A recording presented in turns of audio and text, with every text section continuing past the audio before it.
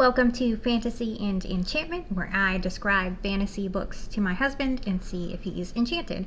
My name is Sarah. I'm Justin. At the beginning of every episode, we'll start this off with the spoiler warning. First of all, we're discussing these books in depth. So if you haven't read them... I have not read them. Unless your name is Justin, why are you here? Also want to make it clear that this will be explicit. We swear a lot. And Justin has a pretty obnoxious sense of humor. I don't know what she's talking about. No, of course he doesn't. There will probably also be some references to The Office, because we do that a lot too. So, let's get started. This first episode will be A Court of Thorns and Roses. Yay! Are you excited? I can't wait. I'm so excited I could just shit. Okay. That's a little much, Justin. Well, this is the book that got you into all of this reading. Yeah. And I say all of this reading because it's a thing I just can't relate to. So this was your first book that you got real excited about. I'm actually somewhat curious what it is that has piqued your interest so much that you feel the need to explain it to me on a regular basis. Well, I mean, it's not just my interest. These books are ridiculously popular, so there are other people reading them, Justin. I just want to make sure you understand. It blows my mind that there are people out there reading when there are perfectly good televisions. Okay. Anyway, I'll read the book description first. That's about all that I ever read, is just the back of the book. I could do a whole book report just on what I read on the back in the first couple of pages. Sure you could. That's how it got me through high school. Oh my god. Okay. And then we'll go into the plot in detail based off all the notes I took. And then at the end, I would like you to guess what I rated this on. Rate this book! Yeah! On Goodreads. What the hell was that? Okay. Are you ready? I'm ready. Let's do it. So, when 19-year-old huntress Feyre kills a wolf in the woods, a terrifying creature arrives to demand retribution. Dragged to a treacherous, magical land she knows about only from legends, Feyre discovers that her captor is not truly a beast, but one of the lethal immortal fairies who once ruled her world. At least he's not a beast all the time.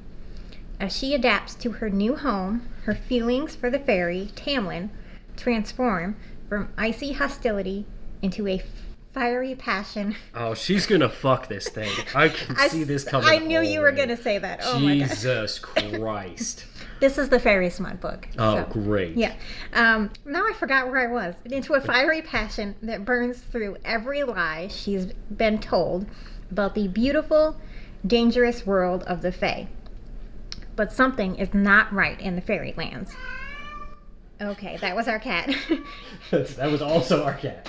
An ancient wicked shadow is growing, and Feyre must find a way to stop it, or doom Tamlin and his world forever. She's gonna stop it by fucking something. No. Oh man. We're in for a ride on this one, I can tell already. So technically this is a retelling of Beauty and the Beast. So that's why there's, like, it talks about she gets kidnapped and he's not really a beast, because that's where her initial inspiration came Which from. Beauty and the Beast, know that she was willing to stay with the Beast, not realizing he was a prince, so she was ready to fuck that monster. Yeah, okay. All right. Big old hog. Quite a piece on that beast. Please stop. Oh my god. So this one opens, all three of these actually have math. Oh, great. I love a fantasy book. Nothing like doing a little geography homework with your enjoyment. Yeah, actually, Justin. Nonsense. So she lives down there. There's a wall separating where the mortals live from where the fairies live. And the fairies are split into various courts. You look so excited. Oh, man. And there's a separate place called Hybern, which we will talk about later. Separate island? Yeah, it's kind of an island. I don't know if it's supposed to be an island or a continent. Is that where they send their prisoners, like Australia? No. Australia is not real. It's not a real place. Stop it. Justin's really into conspiracy theories. They're my favorite. Especially the more nonsensical ones. Like Australia doesn't exist. I hope someone from Australia listens to this at some point. Crocky! Okay. Might. Okay, moving on.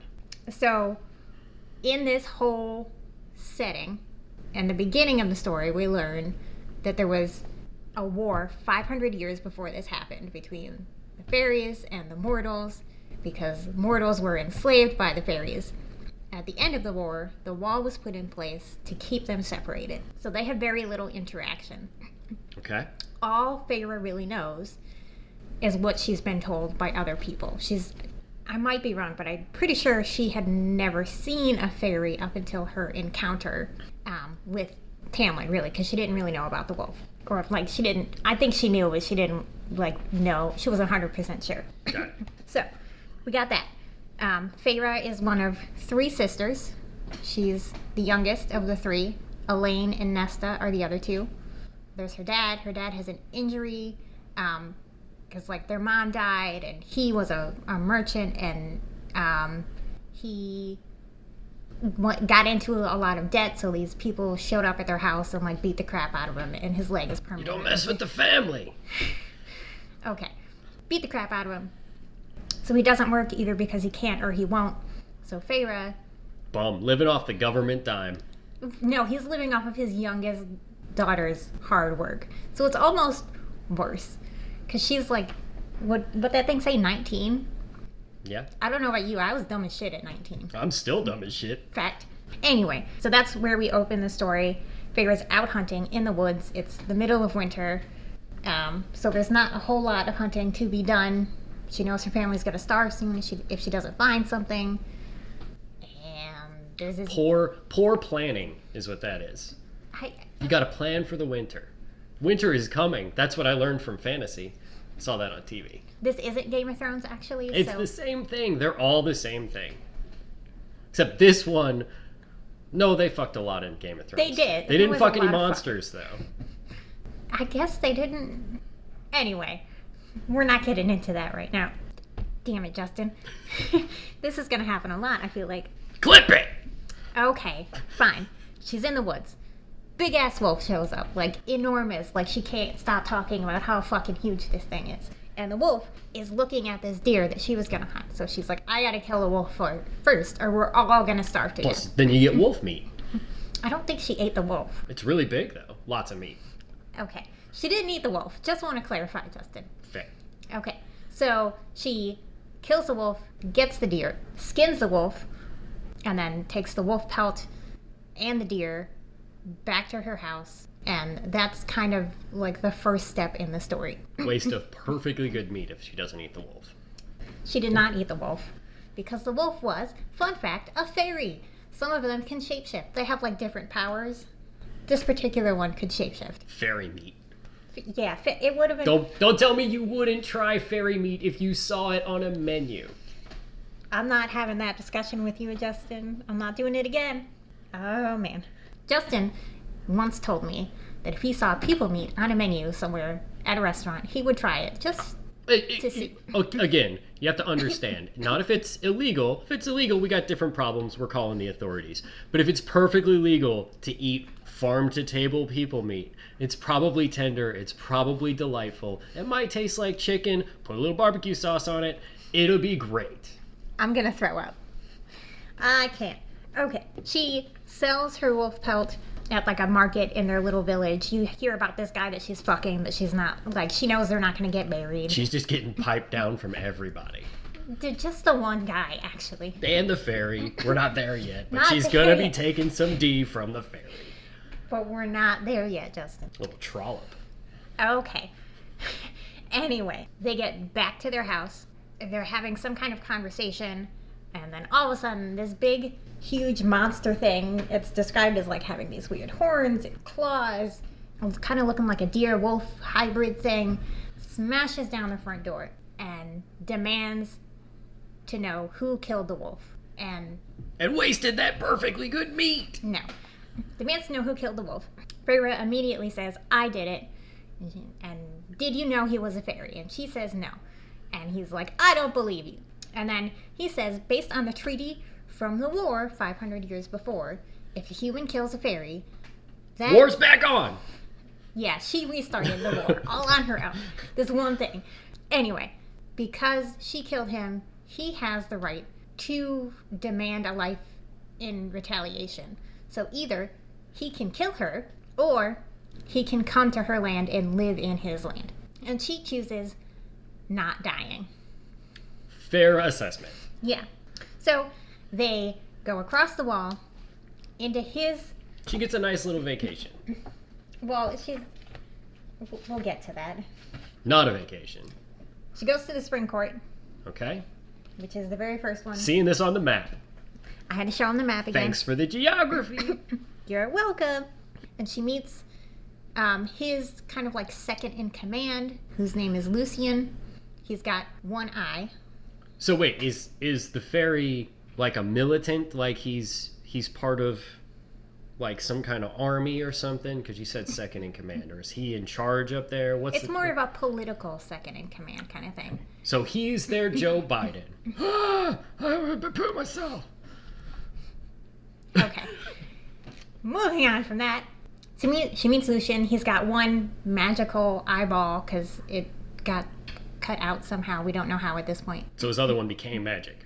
Or were they both magic? He's got one magic eye. One magic eye. One magic eye. He's a pirate. He's got red hair. So he's also a Weasley, if you want to get technical. Peg leg with a hook? No. No. Too much. Yarr. And then when Mr. Wolfbeast's thing transforms back into his regular self, she notices that him and Lucian both have these masks kind of on their face all the time. We'll find out more about that later. He's Batman. Yeah, obviously he's Batman. I knew it.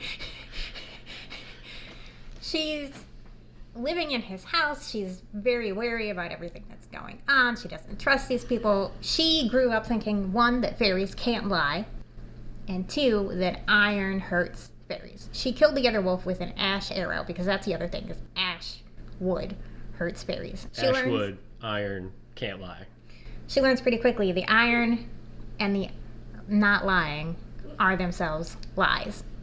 Tamlin basically tells her, well, yeah, why wouldn't we spread shit about ourselves to make you think that we had to be honest? Real political move. He is a Democrat. Shut up.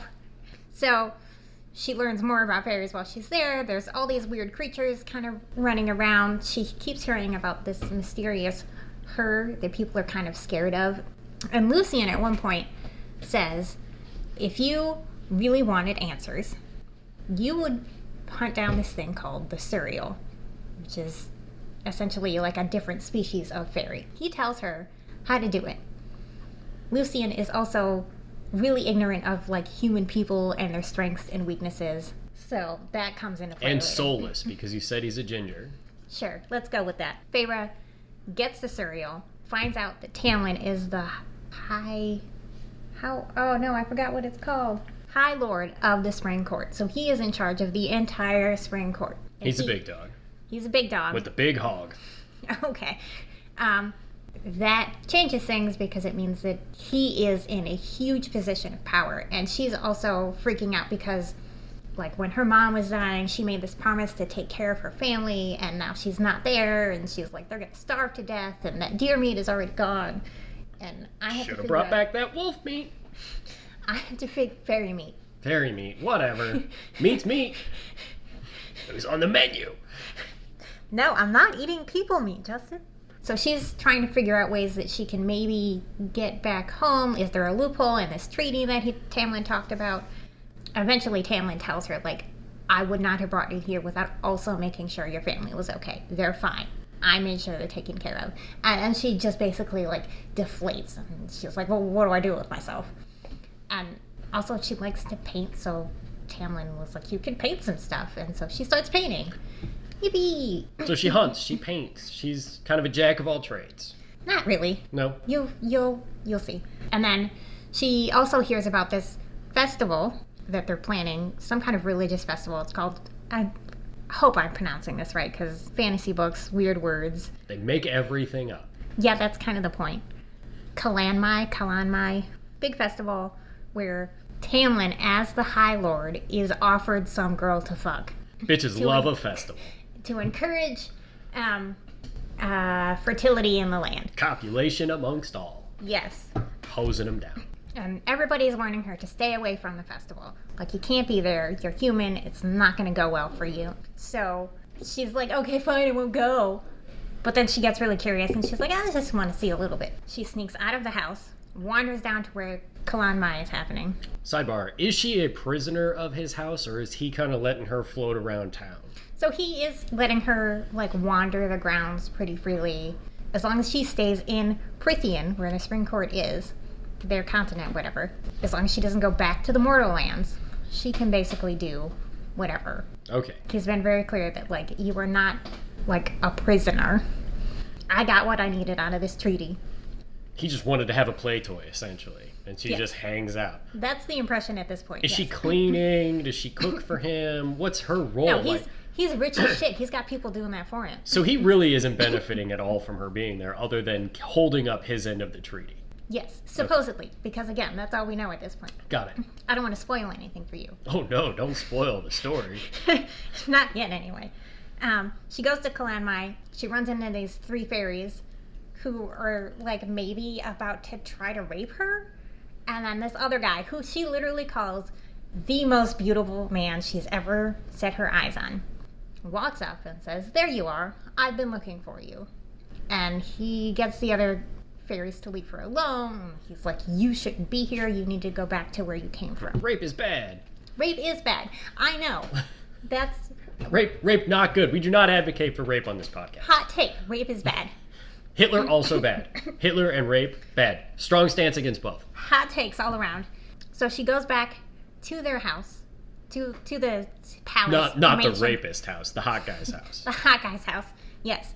And then Tamlin comes bursting through the door while she's in the kitchen, and he's like clearly not all there. And he's like, I could smell you, and he like weirdly bites her, but she's into it. She's a freaky one, this one. She's into weird shit. So that's that whole encounter, and then it's pretty like their relationship kind of snowballs from there. Like eventually, like they are full on fucking. They go to this magic pond where they make out for the first time, and then like they get really into each other. Is he fucking her as like the weird animal thing with the horns? Does she have like some bestiality fetish, or does he look like a person? The book does not mention any horns or anything, so Doesn't describe the piece at all. It's just standard human issue off the rack penis. Not something from Bad Dragon. Check Bad Dragon out if you're not familiar with that. Throw that into your Google machine. You're in for a ride. Don't do that at work. I gotta warn you. Don't do that at work. No. You're gonna lose your job. Okay. Tentacles and shit. Yeah. All right. I forgot what I was saying. They were fucking. Hardcore. They're on like in a relationship. They might not have been fucking yet at that point, but she's definitely thinking about fucking him. She's fiddling the bean. Actually, now that I think about it, the fucking definitely came later. But she's thinking about it. They're back at the palace/mansion, and Tamlin and Lucien both freak out for a second on there. Like, you need to hide. You need to go upstairs. And Lucien like hides her behind his back. He's got her pushed up against the wall, and they're like doing some magic thing so nobody can tell that she's there. Like, she's invisible. They can't smell her because fairies have like super sensitive senses. And it's the hot guy from Kalan Mai breezing in through the door. His name is Rysand. What a stupid name. I read it as Rysand for a long time, and then like 6 months later I realized I was pronouncing it wrong. It's Rysand. You're not pronouncing it wrong when it's made up. Well, And there's no movie yet. Which, this has to be in the X-rated section when they make a movie. I can already tell. there are plans to make this into a TV show, actually. Great. Like on Hulu, I think was the last I heard. We don't have Hulu, so No, I'm we not don't. watching. Although I am curious who they're going to cast as Rysand for reasons you'll find out about later. Because he's hot, right? He's very hot. He's hot. Although, you should be flattered because he's described as having like dark hair and questionable morals. Hey, Like, that is me. They're casting me. Clearly. Although, I definitely have a face for radio. All I'm saying is I have a type. You are welcome. I don't have a big, weird, deformed animal hog, though. Thank so God. Just standard off-the-rack penis. That's over here. fine. That is fine. Rysand pretty quickly realizes they are hiding someone from him. He breaks whatever magic they're doing, finds Feyre. Lucien is like, this is my fiance, because Tamlin doesn't want Rysand to know that Feyre is involved with him, and also I think at that point that's when you learn he's High Lord of the Night Court, which is like the northernmost one, very far away. But he asks Feyre for her name, and she says Claire Vidor. That's going to be important later. So she lies. Lies. Lies about her name. Lion trollop. And he basically threatens Feyre and Tamlin and Lucien and is like, you know, if I can't wait to tell her, this mysterious her, about this girl you've got here, and how about, he can basically read minds, and he's like, she's definitely thinking about fucking you all the time. I can't wait to tell her about it. So he leaves. Pretty quickly after that, Tamlin decides that Feyre has to go back to the Mortal Lands. She's in danger. She can't stay there anymore. And then that's when they fuck for the first time. And Feyre's like thinking like, I should just tell him I love him, but I don't want to do that if I'm about to leave. So she goes back to the Mortal Lands. Tamlin did some magic thing to where her dad and Elaine don't know what really happened. They don't remember the monster bursting in through the door. They just think that like their fortunes turned around. Just brainwashed all of them. Did that Men in Black pen thing. Essentially, yes. Except it didn't work on Nesta. So Nesta was like, is the only one who knows. And she's like, what happened to you? What's going on? And she's like, let me tell you, I went up north and fucked a bunch of monsters. Just the one. So far. So far. There's more coming, kids. This is what, like 18 books? There's 5? She's fucking her way through this whole magical land. Okay. Actually, she's not. But we'll get to that later. She spills her guts to Nesta and then realizes pretty quickly after that like she's got to find Tamlin. She's got to figure out what's going on. She's got to tell him she loves him. She's having this whole crisis. So she decides to go back to the Spring Court and then gets there. Everybody's gone except for this one, what is it called, Lady in Waiting, whose name is Alice, who tells her there is a curse on the land. This crazy bitch Amarantha put the curse on the land because Tamlin wouldn't fuck her. Is Amarantha her? Her, yes. Okay. This is the mysterious her. It's the mysterious her. We've solved the mystery. Yes. So essentially, Tamlin shot her down so hard, he was like, I would rather fuck human trash than you. And she said, fine. If you can't get a human to love you, to admit that they love you, in 50 years' time, I don't remember, some crazy things are going to happen, everybody's going to die, whatever. And she is in this place called Under the Mountain, which is a cave. Conveniently located under the mountain. Fact. So Alice tells her all this. Alice says, do not make bargains with fairies. They're really into tricks and loopholes. You've got to be very careful. They're a slippery bunch. Very slippery. She goes under the mountain. She finds Tamlin standing behind Amarantha. She's got this weird throne. She's also got a necklace made out of finger bones and then a ring that's got like an eyeball in it that's moving around. So his Is it Homeboy's eyeball? Who's Homeboy? Homeboy who got his eyeball taken out. The pirate. No. Not the pirate? Not Lucien. Okay. It's like, who? Homeboy? Who the fuck is that? I don't remember any of their names already, so there's just going to be that fella and Homeboy and this bitch. And why do we call them bitches? Because we don't know their names individually. I regret everything. Anyway, Amarantha makes Feyre do the thing that Alice told her not to do. She makes a deal with Amarantha, or a bargain, whatever you want to call it. Striking up deals. If she does 3 tasks, completes 3 trials, Amarantha will break the curse, let everybody go. So she imprisoned the whole village. Basically. And there's a bunch of other people on there too, including Rysand. Okay. So they're all in the dungeon at Snake Mountain. Got it. Yes. Or she can do the 3 tasks, or there's a riddle, and if she can solve the riddle, the curse will break instantaneously. Never take the riddle. Well, she's terrible at riddles. This is where you learn that she's not a jack of all trades. She's actually kind of dumb. So I'm going to read you the riddle, and I want you to guess the answer. Oh, no, I'm terrible at riddles. Well, you and Feyre have something in common. There are those who seek me a lifetime, but never we meet, and those I kiss, but who trample me beneath ungrateful feet.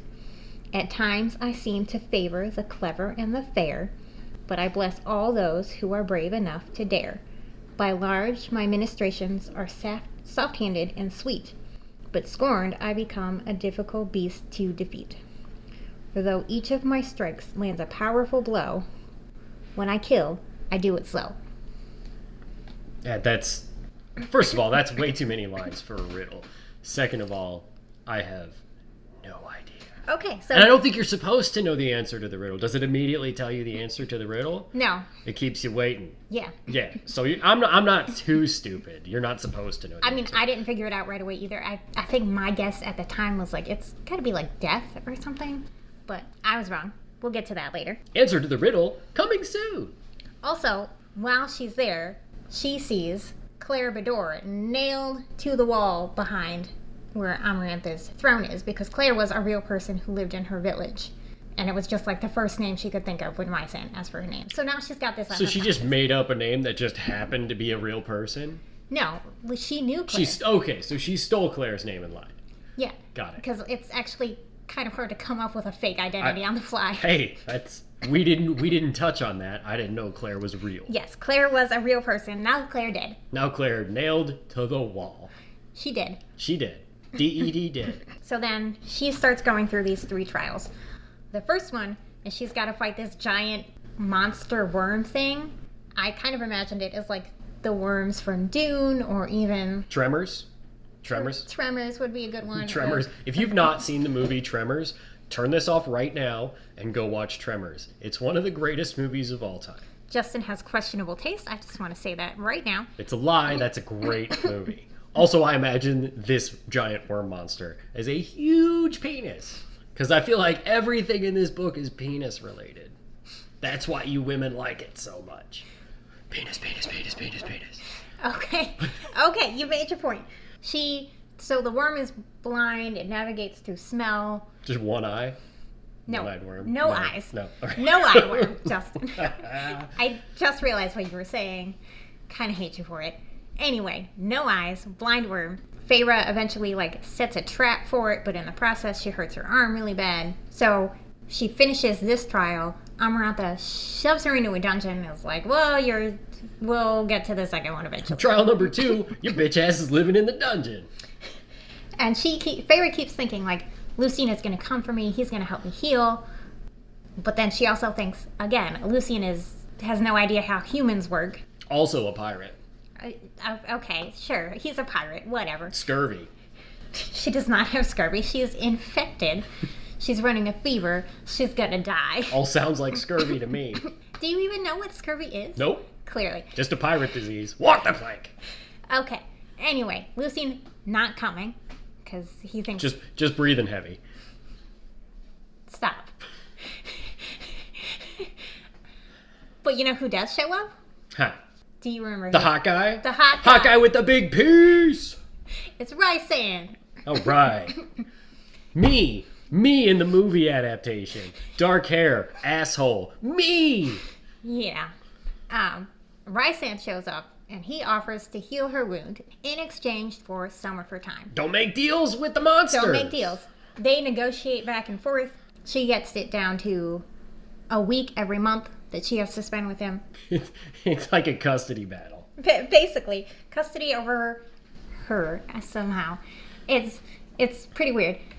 She agrees instantly. There's a flash of magic. Her wound is healed. She's got no more fever, but she's also got this weird tattoo from her elbow to her hand. I'm into tattoos. What's it look like? Yeah, Justin has a buttload of tattoos, including an eyeball in the palm of her hand. That's a cool tattoo, but it doesn't hold very well. You can't get tattoos in your palm. They come out. It's a magic tattoo, Justin. It'll be fine. Okay. And the eye blinks and moves and stuff. So is it the pirate's eye? No. Damn it. Where's his eye at? It's I want to know. Representation of the bargain she made with Rysand, because in his court, that's how you signify a deal being made. Eyeballs you get in your tattoos.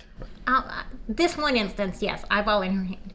So she, in part of this weird bargain, Rysand gets her drunk, so she won't remember what's going on, but he makes her put on this really skimpy little dress. Of course he does. Paint, so she can tell if people are touching her. And this sounds a little rapey too. Very questionable. This is probably the weirdest part of the book for me, because I was like, why are we doing this, Rysand? Why? I don't. Anyway, that's Done and over with. Finally, second trial. Feyre finds Lucian, like, chained to a pit. And there's, like, these spikes coming down from the ceiling. And there's 3 levers. And each one has some kind of question. A riddle. She's terrible at riddles. We already know. Me too. Hashtag me too. Terrible at riddles. Also, this is when... Well, I think it might have been mentioned before, but she can't read.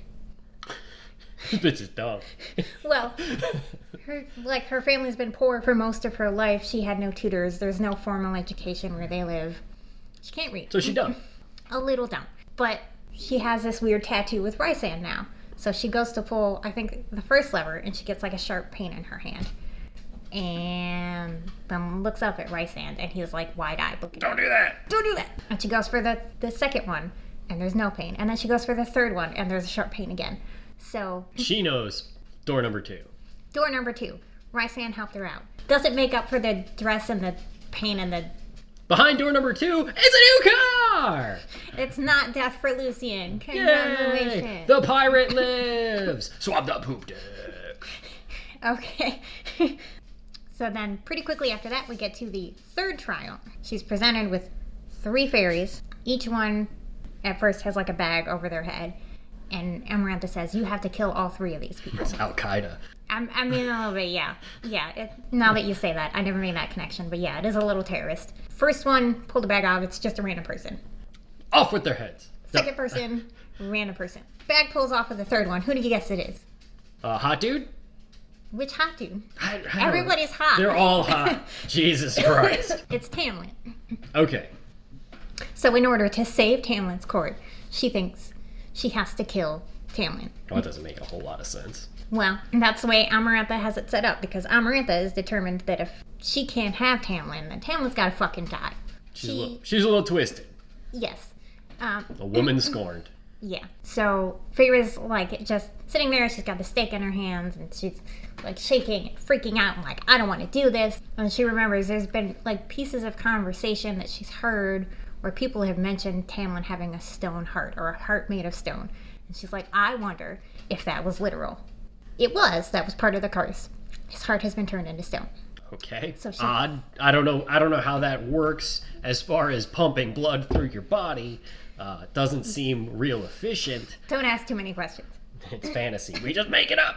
Yes, again, that is the entire point. So she tells him she loves him, stabs him in the heart, and he's fine. Yay! The other 2 are still fucking dead, by the way. Bye. Thanks for coming. You did not win your prize. But did she have to kill him, or did Crazy Bitch just off him? So no, crazy bitch is mad that Feyre figured it out, loses her mind, and starts basically torturing Feyre to the point where her neck breaks and she dies. But as she's dying, she's like replaying the riddle in her head, and she says, as like her last dying breath, the answer is love. The answer to the riddle is love, because of course it is. I wouldn't have guessed that. I was thinking it was like a snake or a butterfly or something. Turns out it was love. Turns out it was love. And because of the bargain she made, the curse breaks instantaneously. Everybody's got their full strength back. The masks fall off of Tamlin in his court. Is she still dead? Because her neck broke. Is she still dead? Or she dead. She dead. She dead. Okay. So that's going to really alter the course of these next couple of books. But she realizes that she's kind of seeing through Rysand's eyes, because she's got this bond with him because of the bargain she made. Right. So she's in Rysand's head, looking down at her own dead body. And like she sees a light and she's like, I don't want to go towards the light. And then Rysand, after Tamlin rips his bitch's throat out, just murders her instantly. Rysand says something about like the High Lords, because they're so thankful that Feyre made this sacrifice for them, they should sacrifice something for her. So they all give her like a little bit of her life force, and she comes back to life. But because it was fairy life force that she got, she's a fairy now. She's a fairy now. Got it. No longer human. Her neck's not broken anymore. She doesn't have to like walk around with a crink in her neck forever. No. Okay. She says like her fingers are longer, and like her head feels different, and she can see everything better all of a sudden. And that fairy D is gonna feel a lot better now. It's gonna fit better, I'd imagine. Just fairy parts and human parts, I just don't think they go together very well. So I feel like this is probably gonna be a benefit for her. Okay. So she's alive and a fairy. But the weird thing is, the whole time these trials are happening, Tamlin is kind of hiding behind Amarantha, like trying not to make a scene. He doesn't want to draw attention to anyone, especially Feyre. He doesn't want Amarantha to realize how much Feyre means to him, even though she definitely already knows at this point. It's weird. Got it. But they leave this death scene and then basically immediately go start fucking again. Like they do. Like they do. And then later on, Feyre's asleep. She wakes up. She feels like a tugging. And she goes out to this balcony, because somehow there's a balcony on the mountain. Why wouldn't there be? And she finds Rysand. And he's like, you've been dicked down hardcore by this other guy. Yeah, I'm going to find the page real quick, because I think I made it. He asks her how it feels to be High Fae. And she says, this body is different, but this, her heart, this is still human. Be glad of your human heart, Feyre.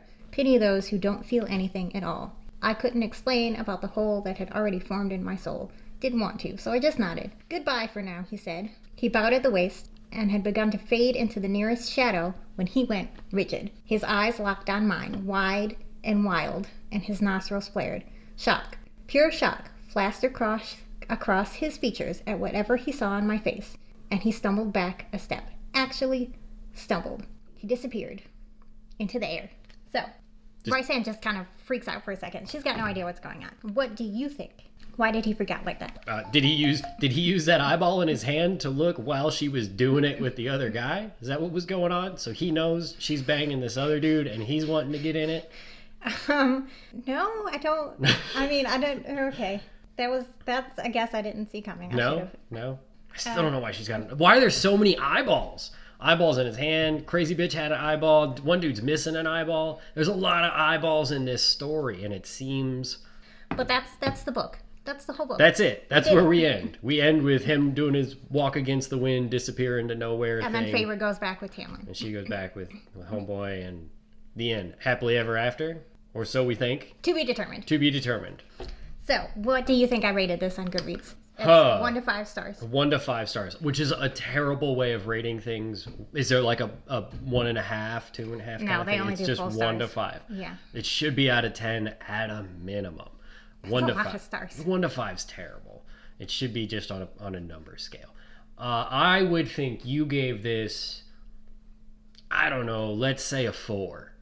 No, you got it. Nailed it. Yeah. Yeah, because it's a terrible rating system. Well, 5-star ratings for me are very rare. Like, it has to be fucking perfect. Few and far between. Few and far between. I just rated one the other day, 5 stars, because I was like, that was great. No problems. Everything made sense. I like the characters. Check. No notes. Yeah. Feyre is okay as a character, but she's not super compelling, and it took a long time for the story to really make sense. Well, that's good, because they've got 5 more books worth of story to get through. Yeah, and I got a lot more notes for the next book. Oh boy, I can't wait. Also, I can see it sitting over there. It is so many goddamn pages. It is. Why would anybody pick up a book that's that big? It's like a textbook. I don't want to learn about history or science or fairies with maps. I don't get it. I read that whole thing in a day. I just want to point that out. It's insanity. It would take me forever. The last time I read a nonfiction book cover to cover was probably 4th grade. And I know that says a lot about me, but it's true. Okay. But that was A Court of Thorns and Roses. As always, follow us on Facebook and TikTok. Leave suggestions on our Facebook page. I'm always open to suggestions. Questions, comments, scathing rebuttal. We're here for it. Yeah, ratings, reviews. If you think Justin is obnoxious as shit, please let me know. It's what I will do. Agree with you. She lives with it. And we will see you next time. Bye.